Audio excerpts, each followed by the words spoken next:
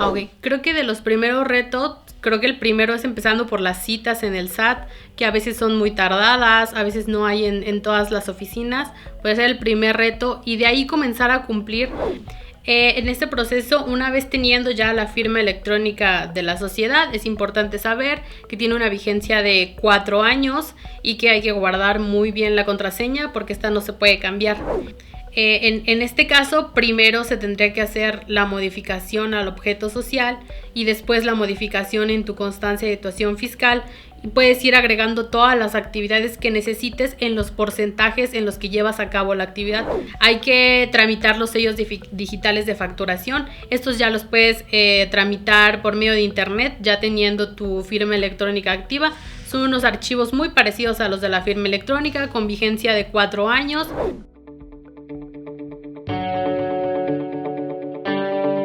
Hablemos Derecho con PDLC, The Bridge to the Solution.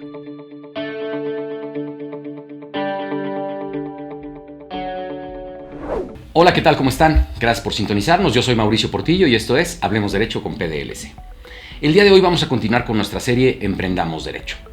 Hemos hablado ya de algunos temas legales o temas jurídicos, pero hoy vamos a hablar de un tema del que nadie puede escapar independientemente de la forma en la que decida empezar negocios, y ya sea persona física, ya sea persona moral, y me refiero al tema de los impuestos. La parte fiscal es fundamental siempre en la planeación o el establecimiento de un negocio, y para hablar de esto nos acompaña María José González, asociada de la firma y encargada del equipo de impuestos. Majo, es un gusto tenerte aquí. Gracias por acompañarnos. Muchas gracias, Mau. También es un gusto. Majo, algunos abogados ya han estado aquí, algunos compañeros nos han platicado cuál es la forma correcta de empezar a hacer negocios, qué es lo que deben de cuidar, insisto, todo desde el punto de vista legal. Y desde el punto de vista legal, dependiendo del negocio, hay diferentes peculiaridades, hay diferentes tipos de empresas, hay diferentes tipos de gobierno corporativo, hay muchas variantes, pero creo que algo que es común a todas esas variantes es precisamente a lo que tú te dedicas, es el tema de los impuestos. ¿Por dónde podemos empezar explicándole a la gente que nos escucha y nos ve qué deben de considerar y a partir de qué momento? Ok, claro. El primer momento para considerar es el momento en el que te inscribes en el SAT, ya seas persona física y haces tu actualización de obligaciones y empiezan a correr las declaraciones dependiendo del régimen en el que te diste de alta. Y en el caso de las personas morales, comienzan a correr las declaraciones a partir del momento en que se constituye la sociedad. Independiente de si posterior te das de alta en el SAT, es importante considerar esta parte que normalmente está dado el proceso de dar de alta en el SAT, obtener la firma electrónica, pero las declaraciones comienzan a correr desde ese momento.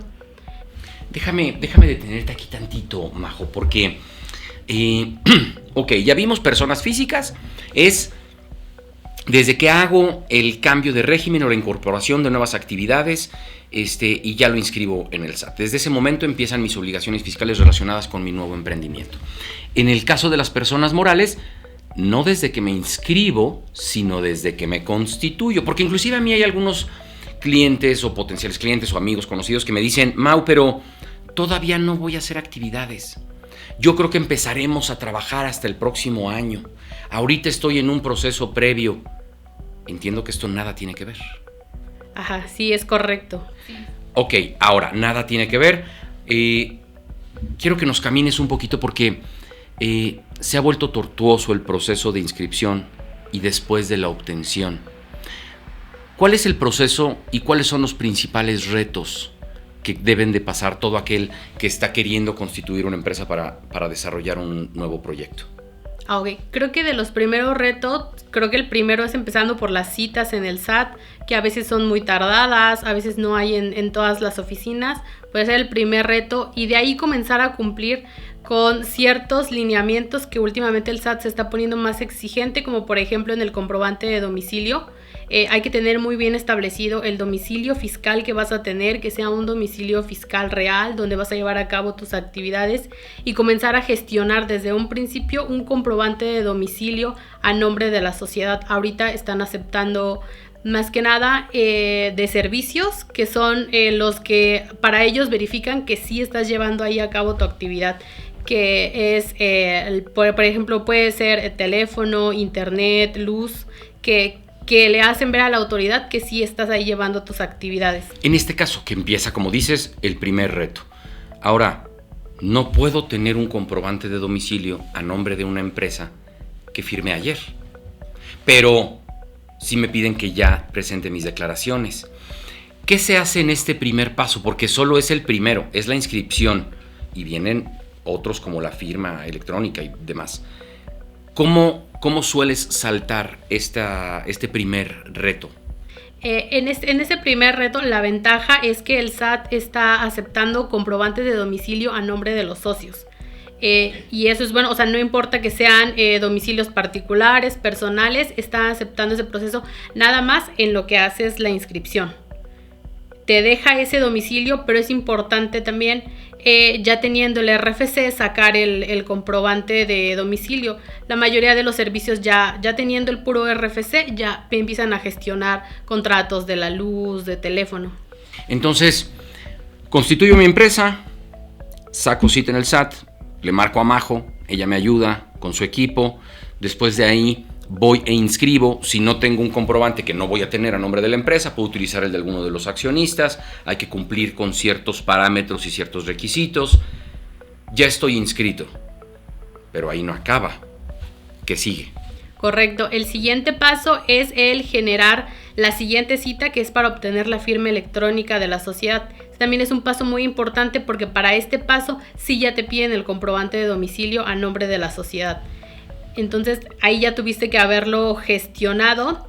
Y también es muy importante en esta cita la persona que va a ir, porque la persona que va a ir y va a generar la firma electrónica es quien va a quedar como representante legal de la sociedad ante el SAT. Entonces es un paso muy importante, y también muy importante tener en cuenta que esta persona también tiene que tener su firma electrónica como persona física activa, y en todo momento, toda la historia de la sociedad siempre la tiene que tener activa también.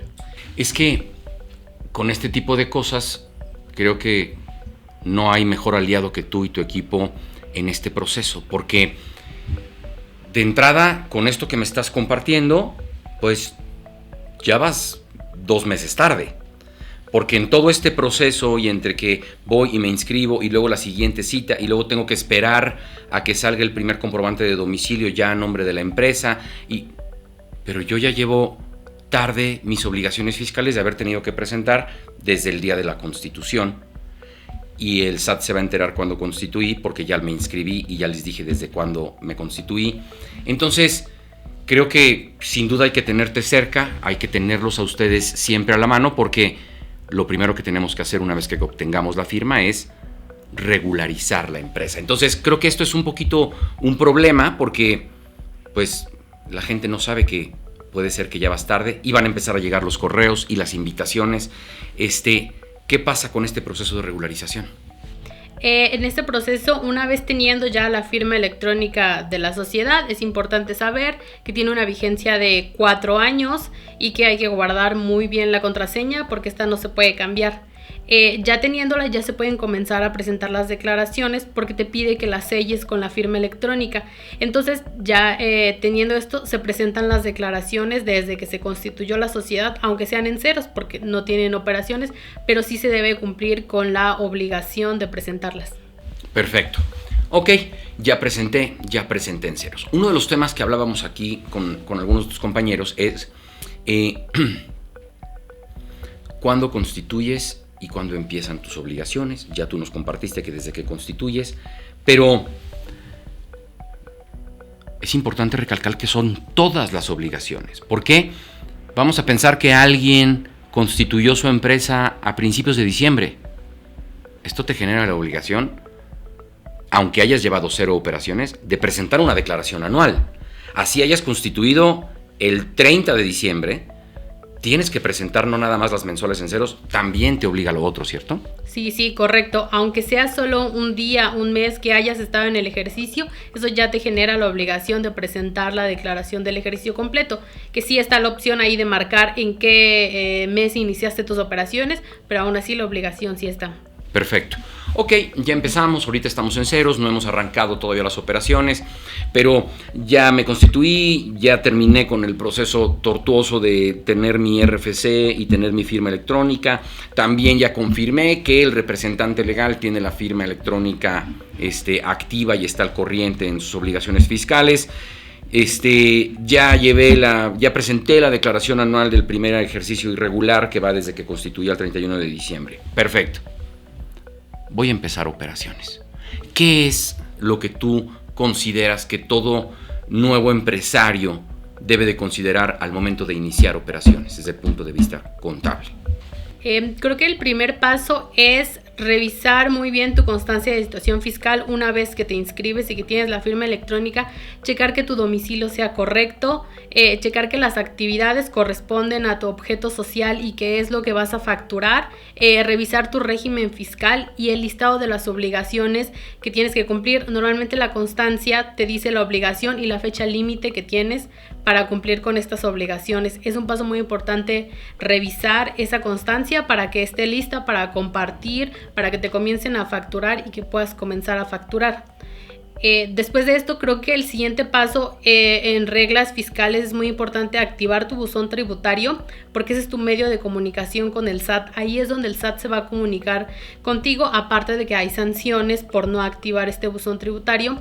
Y también hay que poner medios de contacto a los que sí tengamos acceso para estar monitoreando continuamente lo que llega a este buzón tributario. Claro, no pongamos ahí el correo que menos revisamos, no demos un teléfono que no tenemos o que vamos a cambiar, porque yo siempre lo digo, es mejor tenerlos cerquita, es mejor estar enterados a de repente llevarnos una sorpresa y no saber por dónde vino o en qué me equivoqué. Y ahorita mencionas, necesitamos dar de alta las actividades al momento de inscribirnos y es importante tener mucho cuidado con ellas. Estas actividades entiendo que tienen que tener una congruencia con mi objeto social. El objeto social es lo que en la escritura constitutiva, en los estatutos se menciona, que es a lo que se va a dedicar la empresa, ¿cierto? Ajá, correcto. Déjame hacerte una pregunta. ¿Y si mañana quiero hacer algo más que no tenía yo contemplado originalmente? En este caso, primero se tendría que hacer la modificación al objeto social y después la modificación en tu constancia de situación fiscal. Y puedes ir agregando todas las actividades que necesites en los porcentajes en los que llevas a cabo la actividad, pero sin problema se puede agregar siempre y cuando tengas tu soporte legal de que puedes realizar esas actividades. Perfecto. Ok, es importante, si puedo hacerlo, esto es algo vivo, esto es algo dinámico, podemos estarlo actualizando, quitar unas, poner otras, entiendo, está perfecto. Ya cumplí también con esto, Majo, ya también tenemos el buzón tributario, ya también cumplimos con los porcentajes, ya cumplimos con actualizar mis actividades. ¿Cómo es el día a día de la contabilidad? ¿Cómo es el día a día de las operaciones de los clientes? Ustedes como contadores, ¿qué le piden a los clientes? Los clientes o los empresarios, ¿a qué deben de poner atención en el día a día? Creo que en el día a día un tema al que hay que poner mucha atención es a la facturación. La facturación que tú emites. Actualmente los CFDI son uno de los ejes de fiscalización del SAT, entonces es muy importante en el día a día conocer las reglas que debe de llevar una factura, conocer claves de facturación, conceptos de facturación. Es muy importante los métodos y formas de pago, que es lo que el SAT actualmente está revisando. Entonces uno de los temas más importantes que vemos con los clientes es su facturación, tener en cuenta, revisar que se estén emitiendo correctamente las facturas, que ellos tengan en cuenta también las sanciones que hay por cancelar CFDIs fuera de tiempo, las formas que hay de cancelar, de refacturar, de sustituir. Creo que ese es un punto muy importante, el tema de la facturación, y que sí considero que hay que revisar como detalladamente. Ok. Que mencionas es otro de los pasos que hay que hacer previos, porque no porque ya me haya inscrito y no porque tenga mi firma ya puedo hacer todo. Necesitamos el siguiente paso, que es el timbrado, la posibilidad de poder emitir facturas, que es otro proceso, ¿cierto? Correcto, sí. Hay que tramitar los sellos digitales de facturación. Estos ya los puedes tramitar por medio de internet, ya teniendo tu firma electrónica activa. Son unos archivos muy parecidos a los de la firma electrónica, con vigencia de 4 años, tienen su contraseña y estos se tramitan, se activan después de 24 horas, ya puedes comenzar a facturar. Perfecto. Puedo facturar desde la página del SAT o puedo facturar a través de alguna de las aplicaciones que existen para este propósito.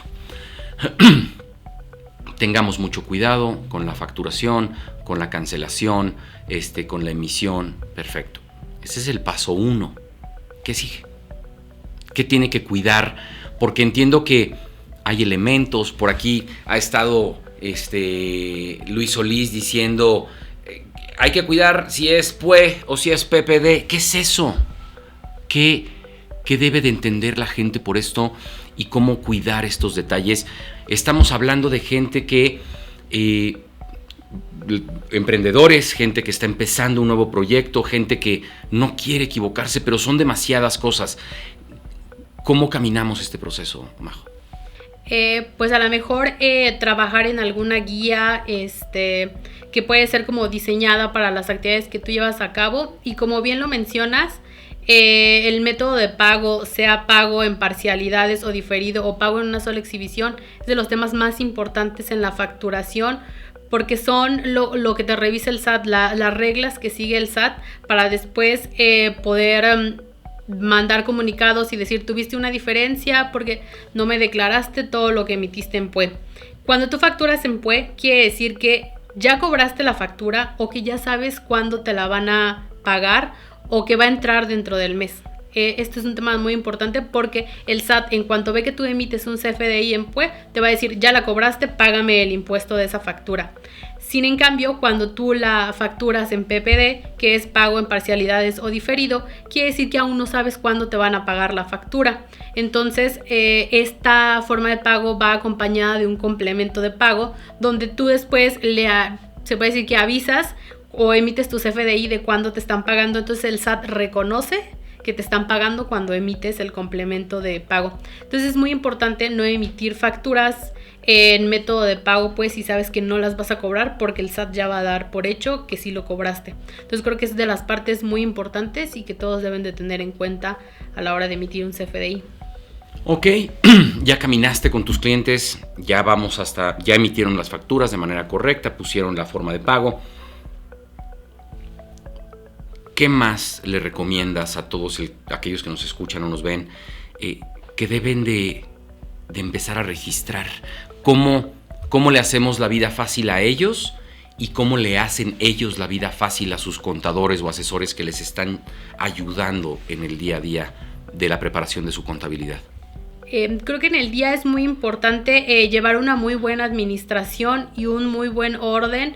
También al momento de la recolección de las facturas que nos emiten, que también cumplan con las reglas, checar que sean deducibles, checar los topes de deducibilidad dependiendo del régimen para personas físicas, para personas morales, tener todos los FDIs de los pagos que se realicen, realizar pagos mediante las cuentas bancarias de la sociedad, de las cuentas bancarias de las personas físicas también. Eso es muy importante y el orden más que nada. Ya después hablaremos del siguiente paso que se me hace todavía más complicado, pero siguiendo en el proceso de la administración interna de las facturas, ¿qué pasa cuando hay todavía allá afuera algunos ingresos que tal vez no requieren factura? ¿Qué pasa cuando hay gastos que tampoco requieren factura? ¿Qué hacer ahí para que todo pueda cuadrar? En este caso, muy importante revisar si el gasto sí debe de tener factura o no. Por ejemplo, si tú tienes un gasto en el extranjero, por un gasto en el extranjero a lo mejor no vas a tener un CFDI, pero sí vas a tener un invoice que debe de cumplir también con ciertos requisitos que nos marca la ley para que pueda ser deducible. Entonces yo creo que primero revisar bien que de verdad no tengamos ningún comprobante por ese gasto, y también revisar si no es a lo mejor un gasto, algún préstamo que debe de tener también su soporte como un contrato para que puedas justificarlo ante el SAT. Y creo que más que nada eso, o sea, revisar que sí de verdad no tenga un justificante, un CFDI. Para empezar operaciones, por lo general, son los emprendedores los que tienen que aportar al negocio. Son ellos los que empiezan a gastar en nombre de la compañía. ¿Qué pasa con ese gasto que yo como accionista de la empresa realizo? ¿Qué pasa con lo que yo pongo en la empresa para empezar a operar? ¿Eso cómo se registra contablemente?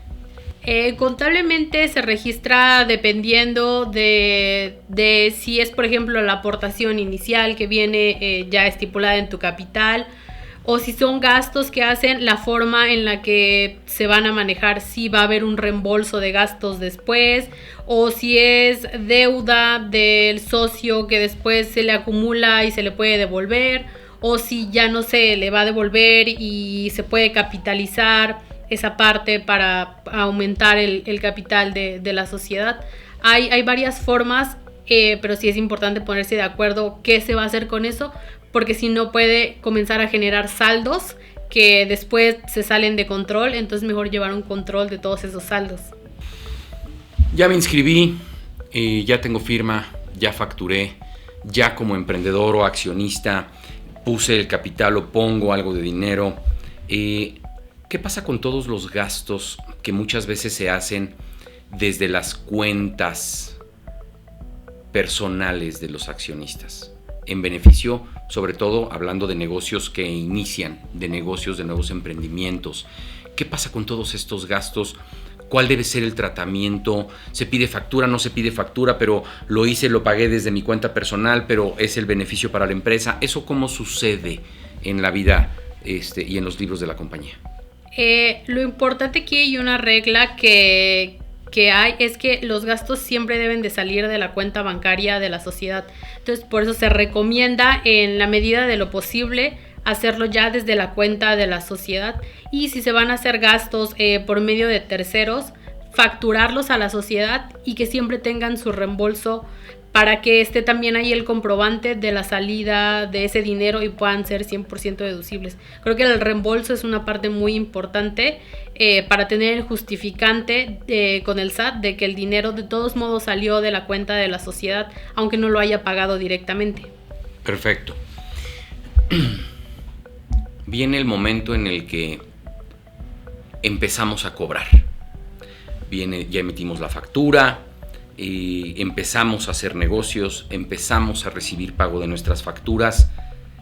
Este proceso pareciera muy fácil y pareciera muy sencillo, pero tiene también sus peculiaridades, sobre todo en la administración y en la contabilidad. Cuéntanos un poquito de cómo es este proceso y, desde tu perspectiva, en qué es en lo que más suelen equivocarse los clientes o los emprendedores una vez que empiezan a manejar una cuenta de una sociedad, a diferencia de una cuenta de una persona física. Creo que a lo mejor de los principales errores es no llevar un buen control de IVA, tener en cuenta que del momento en el que comienzas a facturar cobras IVA, pero ese IVA no es un impuesto tuyo, es un impuesto que tú tienes que trasladar al SAT. Entonces, tener en cuenta llevar un buen control de esta parte y a su vez el buen control de los gastos, de solicitar los FDIs para que tengas también a su vez un IVA con el cual minimizar un poco el que tú estás cobrando o para acreditarte lo que realmente estás gastando, que es un beneficio para ti. Entonces creo que ese es de los principales, y llevar una buena identificación también de todos los movimientos bancarios, justamente para que no se salgan de control saldos. Esto es muy importante. Creo que coincido contigo en el... Muchas veces vemos una cuenta bancaria con X cantidad y creemos que esa es la cantidad que tenemos disponible para gastar, y no necesariamente es así, porque habrá otros gastos que, lo diríamos de manera muy común, empatan el IVA y entonces está perfecto, recibí 10 de IVA, me gasté 10 de IVA, no tengo nada que pagar. Pero el problema viene cuando no tienes gastos por la misma cantidad y tienes que pagar un IVA, pero ya no tienes el dinero y empiezan las complicaciones. ¿Qué hacer en este caso? En este caso, lo que nosotros hacemos con muchos de los clientes es manejar un precierre antes de que termine el mes, a lo mejor unos 5 días antes, y hacer como un resumen de todo lo que recibiste de ingresos y todo lo que recibiste de gastos, para que tengan más o menos una idea de qué es lo que tienen que pagar de impuestos al siguiente mes, y podría ser que uno vayan como apartando ese dinero o tenerlo en su programa de pagos. Y la otra también es una forma de revisar a lo mejor qué gastos se te pasó pedir factura, porque eso también es muy común, que a veces por la prisa, por el día a día, por las operaciones de la sociedad pagas y no pides tu factura, y después a fin de mes hay que estar correteando a los clientes, a tus clientes, a fin de año igual correteando, solicitando facturas. Entonces a lo mejor este precierre nos sirve para detectar todo ese tipo de cosas, para decirle, ¿sabes qué? De todo esto no has pedido facturas, hay que pedirlas porque hay tanto IVA que nos podemos acreditar, y a su vez también con los ingresos estás emitiendo todas tus facturas y tienes tanto de IVA por pagar, y ellos vayan haciendo también sus proyecciones para el siguiente año. Y ojalá fuera, no quiero usar la palabra fácil porque es todo menos fácil, pero oye, identificamos que hay facturas que no pediste por ciertos gastos. Déjame ponerlo de ejemplo, alguna comida, alguna compra, alguna gasolina, lo que sea que a cada empresa le funcione, y bueno fuera que tuviéramos la posibilidad de simplemente ir recolectando las facturas que me faltó recolectar a lo largo del mes. Pero ¿cuáles crees tú que son los gastos que la gente comúnmente suele hacer, que no llevan aparejado IVA y que pueden hacer que nuestra cuenta se vacíe, pero no necesariamente puedo empatar el IVA con esos gastos porque no llevan IVA? ¿Cuál crees tú que pueda ser de los principales gastos que caen en esta calidad? Creo que de esos principales gastos podrían ser a lo mejor nóminas, impuestos, IMSS, Infonavit, impuestos sobre nóminas, que a veces son cantidades fuertes y que realmente son gastos deducibles para ISR, pero para IVA no te funcionan. Entonces a lo mejor creo que actualmente, a menos que te dediques a alguna actividad donde factures a tasa cero, la mayoría de las cosas ya lleva un IVA. Es que esto es importantísimo, Majo, porque la gente, y yo me he topado con muchos emprendedores que dicen, es que trabajé, facturé, cobré, y así como cobré, pagué mis obligaciones, no me llevé yo ni un peso, ¿por qué de todas maneras debo impuestos? Bueno, creo que esta es la respuesta muy clara. El que tú pagues la nómina y tus contribuciones de seguridad social y algunos impuestos no llevan aparejado IVA. Entonces, cuando tú cobraste 100 pesos de honorarios, 16 pesos de IVA y gastaste 100 pesos en nómina, debes esos 16 pesos de IVA. Y si después pagaste tus contribuciones de seguridad social, ya no te alcanzó. Creo que esta conciencia y este manejo es importantísimo y es uno de los principales errores. Pero ok, esto nos va abriendo los ojos, tenemos que tener una buena administración, tenemos que tener un buen control, tenemos que separar qué es ingreso por la operación y qué ingreso no es nuestro porque es el IVA que hay que trasladar. En fin, creo que todo esto que ustedes hacen y ayudan a los clientes es valiosísimo. Ya pasó este proceso. ¿Qué sigue? ¿Qué hay después de este manejo interno? ¿Qué pasa con las facturas que ya no pedí este mes? ¿Qué pasa con estos clientes que tal vez no tienen este orden y que no te hacen caso como tú quisieras? ¿Qué pasa con esos casos? Pues en estos casos normalmente hemos notado que a lo mejor son a los impuestos, a los clientes que les salen más impuestos por pagar, porque no llevan justamente este control. Lo malo de esta parte, a lo mejor en temas de facturación, es que si ya cerró el mes, muchas veces es muy difícil que puedas conseguir una factura porque a su vez el proveedor ya cerró su contabilidad y una vez terminando el ejercicio ya no hay forma de meter facturas de gastos ni de ingresos. Las que te deben te las pueden facturar al siguiente año, pero ya teniendo fecha del siguiente año entran en el siguiente, ya no entran en este. Entonces también es muy importante ahí tener en cuenta las fechas, y sí, me ha tocado mucho gastos a lo mejor sencillos en las gasolinerías, una vez cerrando su mes, no hay forma de que te den tu factura, ellos mismos te lo advierten, incluso hay quienes te dan un día nada más, entonces también es importante pedir las facturas lo más rápido posible para que se pasen, porque sí, el problema es que si se pasan de las fechas ya no hay forma de poderlos hacer deducibles. Porque también me ha tocado estos clientes que por la prisa, como bien mencionabas, juntan los vouchers o juntan los tickets para facturar una vez al mes porque no quieren llenarse de papeles y correos electrónicos, pero creo que el efecto es negativo y el riesgo es muy alto si por algo el último día de mes no puedes recolectar tu factura. Pero debe ser más común de lo que la gente cree que al final la responsable del pago de los impuestos y por qué tuve que pagar tanto sea Majo. Es muy común que digan, ¿por qué me estás haciendo pagar tantos impuestos? ¿Qué no hiciste bien? Creo que es un tema de conciencia y es un tema de educación, es un tema de saber que sí, saber que no se puede hacer y cómo se debe de hacer. Ya cerró el mes, tuviste tu precierre, le dijiste al cliente unas cosas que tú le recomendaste las hizo, otras no las hizo, cierra el mes. ¿Qué pasa en el siguiente mes en relación con la contabilidad de los clientes? En el siguiente mes, cerrando el mes, lo primero que hay que hacer es procesar tu contabilidad en tu sistema contable para poder emitir tus estados financieros, que también es una parte muy importante estarlos monitoreando, revisarlos, que sean estados financieros saludables, y después de eso ya vamos al cálculo de los impuestos. Ya una vez que tenemos el panorama completo del mes, que ya hay cosas que entraron, no entraron, ya cerramos, ya con eso se presenta el cálculo de impuestos, ya más o menos el cliente tiene una idea de cuánto va a pagar y avisarles con tiempo en caso de que le salgan impuestos que hay que pagar en ese mismo mes. A lo mejor tener en cuenta que el SAT te da unos días adicionales después del 17, que es obligatorio, dependiendo del último dígito de tu RFC, que también es una buena alternativa avisarle a los clientes que tienen unos días adicionales para pagar, para que les ayude a lo mejor en temas de flujos. Se presenta tu declaración, se pagan tus impuestos, se presentan las declaraciones que van, por ejemplo, a fin de mes, y monitorear tu opinión de cumplimiento para saber que tienes todo en orden, todo presentado en tiempo.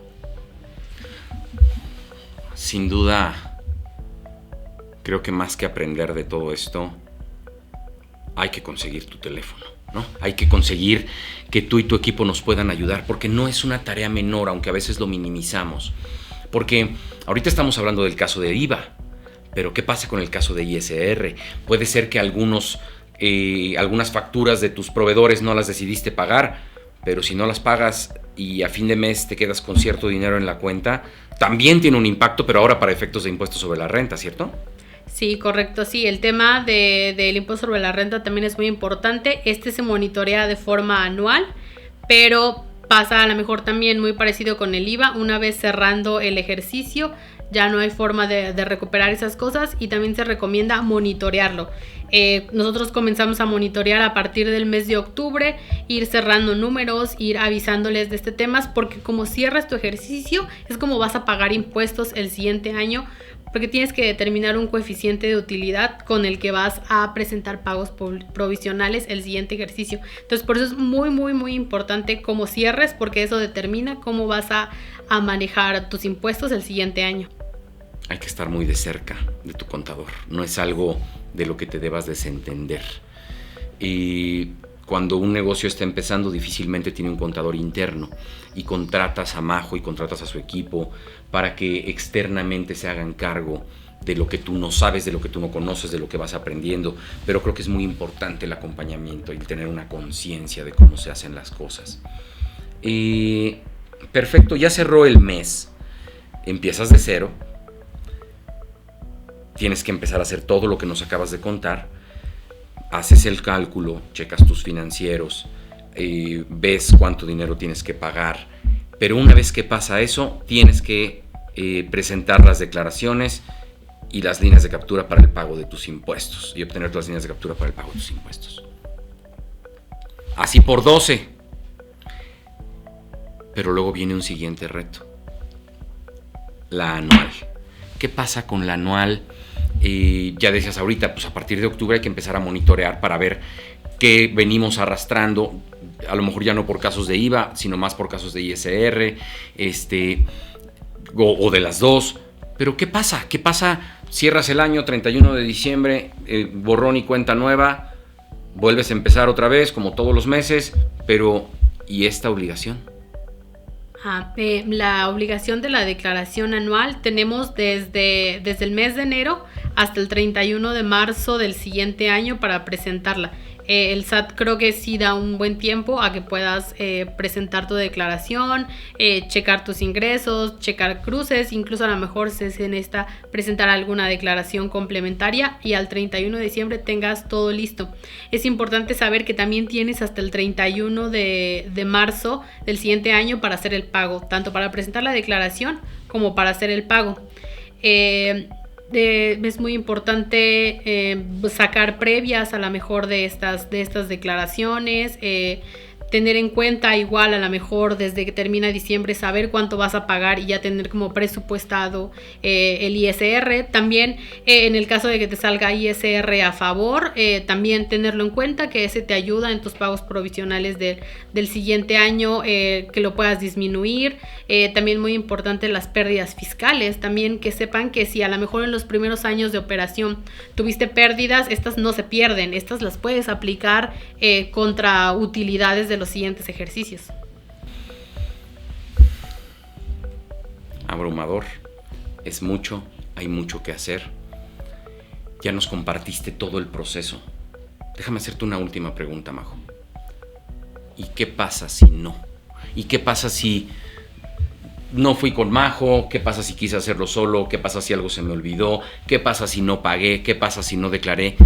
¿Cuáles son las consecuencias y el rango de consecuencias que pueden tener las empresas y los representantes legales de las empresas registrados ante el SAT? Creo que tener muy bien en cuenta que si no presentas tus declaraciones dentro de las fechas establecidas, lo que comentábamos hace rato del buzón tributario, van a empezar a llegarte los mensajes donde el SAT te va a invitar primero a que presentes tus declaraciones, va a detectar que no las presentaste y en el caso, por ejemplo, también de que sí la presentaste pero no pagaste la línea de captura que tiene una fecha de vencimiento, el SAT también va a comenzar a enviarte primero estos correos de invitación de que no presentaste las declaraciones. Después de eso, el siguiente paso es que se va a ensuciar tu opinión de cumplimiento. Ahí van a comenzar a aparecer las cosas con las que no has cumplido. Es muy importante tener en cuenta esto porque si no damos seguimiento a este tema, después se pueden convertir en créditos fiscales. Entonces es ese primer paso. Lo mismo pasa con la declaración anual si no la presentas. Si empiezan a correr los tiempos también vienen multas por no presentar esta declaración. Entonces creo que esos son de los primeros pasos. La opinión de cumplimiento, que siempre recomendamos nosotros monitorearla, tanto opinión de cumplimiento como buzón tributario, para tener en cuenta cuando te lleguen todos estos avisos. Y creo que la cereza del pastel de todas estas consecuencias es la cancelación de sellos, ¿no? Y cuéntanos un poquito de esto. Sí, ese es un tema que este año ha cobrado mucha relevancia, el tema de los sellos digitales de facturación. Normalmente te llegan primero unos avisos de entrevistas de vigilancia profunda, que es lo que ahorita está haciendo el SAT. Te cita en sus oficinas, una cita muy rápida, 10 minutos, y te avisa primero las diferencias que tienes. No me has pagado tantos impuestos, facturaste tanto y me declaraste menos. Creo que por ahí es donde empiezan. Si no contestas, si no haces... si haces caso omiso, si no prestas atención a estos como primeros llamados, ya viene después un oficio que te llega donde te restringen primero temporalmente los sellos. Hay que hacer todo el proceso, contestar en el caso de los impuestos por pagarlos, y el SAT ya te contestará si te desvirtúa o no las diferencias que hayas tenido. El gran problema en esto es que, pues como tal, te suspende los sellos, te los cancela y no puedes facturar. Y no facturar a veces significa no poder cobrar. Entonces prácticamente te están deteniendo toda tu operación. Te ata de pies y manos. Sin duda creo que es una medida fuerte, es una medida importante porque pues deja inoperante la sociedad. Majo, sin duda este es, creo que el tema del que más podríamos hablar. Desafortunadamente no hay mucho tiempo. Te voy a invitar a que sigamos platicando de este tema en un siguiente capítulo. Si pudieras darle un consejo a todos aquellos que nos ven y nos escuchan relacionado con la contabilidad y de estos temas que hemos hablado, ¿qué les dirías? Yo les diría, principalmente lleven un buen orden, asesórense con un contador antes a lo mejor de hacer movimientos para saber qué te conviene, qué no te conviene. Revisar muy bien todos tus temas fiscales, que estén todos en orden, monitorear mucho tu buzón tributario, tu opinión de cumplimiento. Y como dices, estar muy cerca del SAT, de todo lo que anuncien y de todo lo que te llegue, estar siempre de la mano y bien informados. Sin duda, mucho que hacer. Majo, como siempre, de verdad, gracias por todo. Gracias en esta ocasión por acompañarnos aquí y nos vemos muy pronto. Sí, muchas gracias a ti, Mau. Y a todos ustedes que nos acompañaron, gracias por sintonizarnos. Recuerden, yo soy Mauricio Portillo y esto es Hablemos Derecho con PDLC. Nos vemos en la próxima. Hasta pronto. Esto fue Hablemos Derecho con PDLC, una conversación legal a tu altura.